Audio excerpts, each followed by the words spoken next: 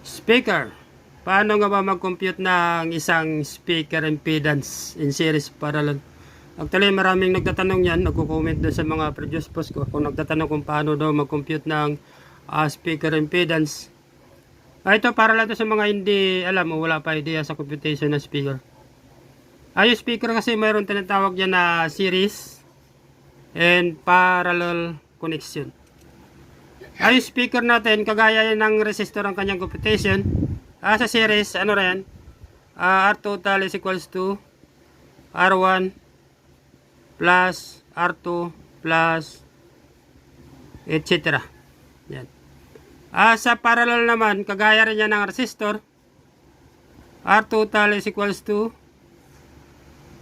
1 over R1 plus 1 over R2 etc. Ganito yung connection ng speaker in series.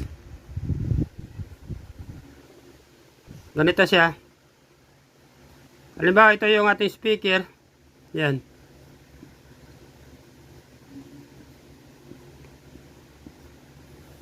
Ganyan siya. Ito yung red na wire. Ito yung black na wire. Ito yung positive ng ating speaker. Ito yung negative. Ito yung positive. Ito yung negative. Ito yung one speaker to speaker. Halimbawa, 8 ohms yan. Parehas. Gamit yung formula ng resistor kanina. Magiging 16 ohms yung ating impedance sa speaker.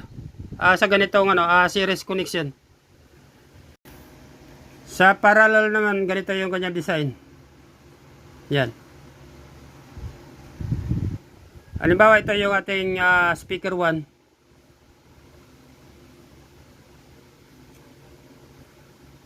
Ito naman yung ating speaker 2.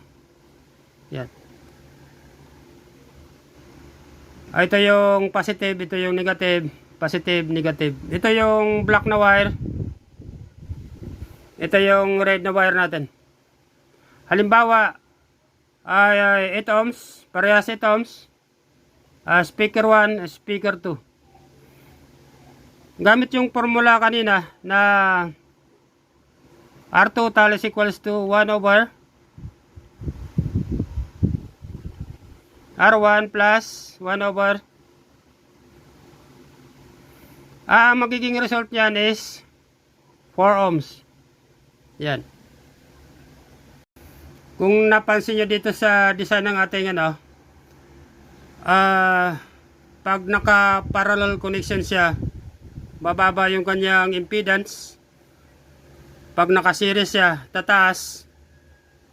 Kaya madalas pinag-uusapan sa amplifier speaker load yung impedance.